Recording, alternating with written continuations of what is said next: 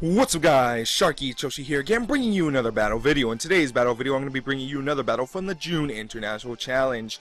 And in this battle, I'm not going to be bringing my Mega in this game, neither does my opponent, which I did think that his Manectric was his Mega, but he never Mega evolved, which is pretty interesting. But anyway guys, enough spoiling the video. I'm going to give you the team lineup and all this other good stuff, and we're going to go ahead and go into the battle. So in this battle, like I said, I'm not bringing my Mega. I am bringing my Rotom Heat, my Scrafty, my Aegislash, and last but not least, my Azumarill. What my opponent is bringing a Mamoswine, a Manectric, which I thought was his Mega Manectric, but like I said, he never Mega'd, his Aerodactyl, and last but not least, his Talonflame to round up his lineup. So the reason why I'm showing you this game first is because it dictates the next couple of games that is coming up pretty soon. Because when I was making this team initially, I was making it more for the last June International Challenge to survive the Life Orb Talonflames and to survive like for example my Venusaur. I built it in a way where it will survive a Life Orb Talonflame and then Revenge kill it with 30% health again. Talonflame will hit it with the Life Orb Brave Bird, and then it'll survive, initially survive. So I'm just going to go ahead and go to the battle while I'm talking about this. It'll initially survive, and then I'll just kill it with a Sludge Bomb. But in this challenge, a lot of people were playing banded Talonflames, choice band Talonflames, which is pretty interesting because now I think people are realizing that Talonflames is one of those Pokemon where it's either really terrible or really good.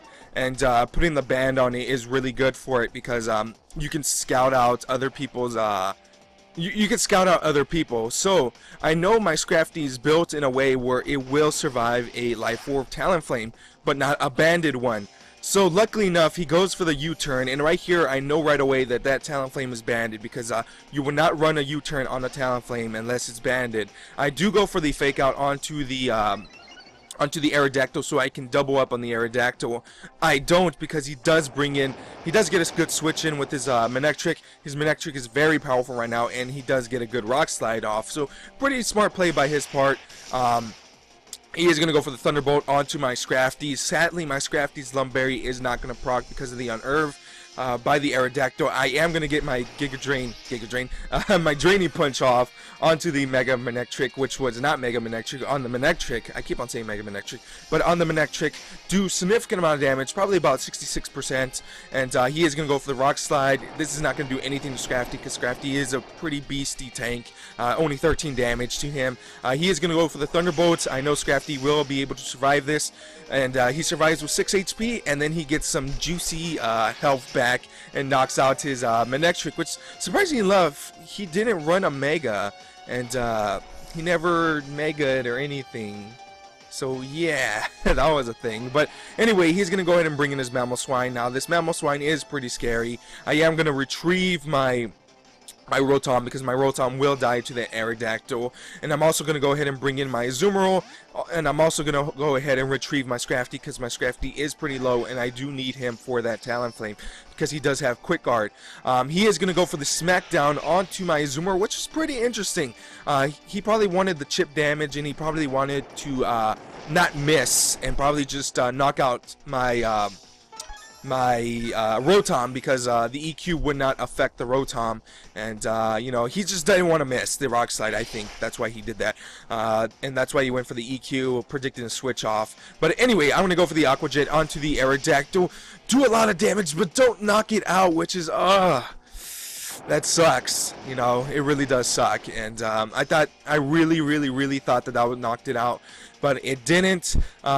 He is going to go for the EQ, and this is going to knock out my Azumarill because sadly enough, my Azumarill cannot proc its Citrus Berry because of the Unerv.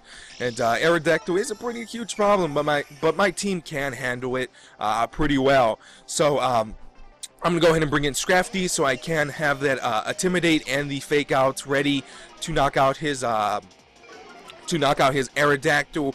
I predict the switch out because I know that the Fake Out is imminent onto his onto his Aerodactyl. So he's going to go ahead and bring this Talonflame. His Talonflame is useless for this turn. I am going to go for the Fake Out onto the Mamoswine and use the Flash Cannon on the Mamoswine to knock it out. As you guys see here, I did predict his Switch Out because I know, like I said, the Fake Out was imminent, and you know, all this other good stuff. He could have just kept it in and you know, just try to get a Paralyzed hack, but you know, that's pretty risky. So he's left with his Talonflame and his Aerodactyl. Now at this point, I still do not know that that thing is banded or anything. Actually, I do know. What the hell am I saying? I do know because the Life Orb didn't go out, and I know that it's banded.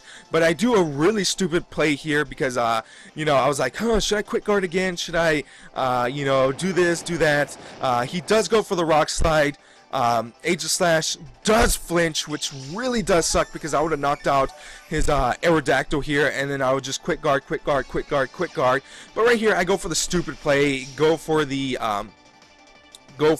King's Shield, and then I go for the Draining Punch, which was a really dumb play by my part, if I do say so myself. I should have just quick guarded, and attacked with Aegislash, and he would not have done anything to my team because I could just quick guard, kill his Aerodactyl, and then kill his Aegislash, which now it puts me in a situation where I have to win by playing smart, essentially, because these two Pokemon can do a great amount of damage to my two Pokemon, and a banded